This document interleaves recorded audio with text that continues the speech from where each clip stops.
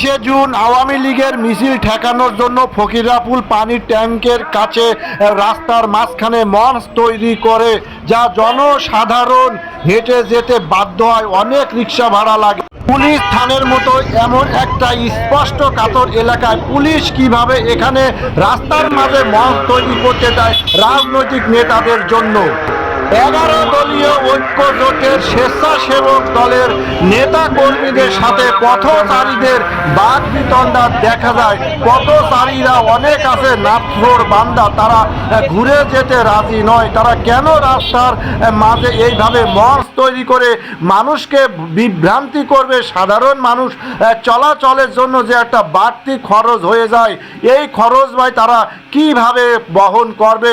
হয়তো যারা বাসা বাড়ি থেকে রওনা হয়েছে নির্দিষ্ট পরিমাণ টাকা নিয়ে, এখন যদি বাড়তি রিক্সা নেওয়া হয় তাহলে বাড়তি টাকার যোগান কারা কিভাবে দেবে? এই কথা কেউ হয়তো সঠিকভাবে জবাব দিতে পারছে না। পুলিশও সেখানে দাঁড়িয়েছিল।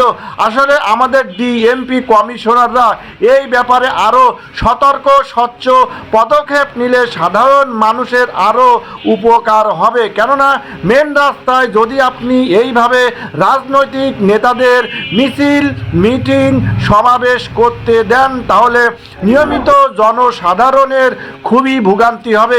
আপনাদেরকে একটা কথা না বললে নয়, বিজয় সরণির মোড়ে যারা হাতে হাত দিয়ে রাস্তা আটকে রাখছিল, পুরো অনুষ্ঠান চলাকালীন সময় গুলিস্তান থেকে তেমন একটা কোনো বাসই খুব আসতে পারেনি, যা জনসাধারণ দুই একটা বাসে চড়েছে কাকরাইল মোড় থেকে, তাও খুব সামান্য বাস আসছে।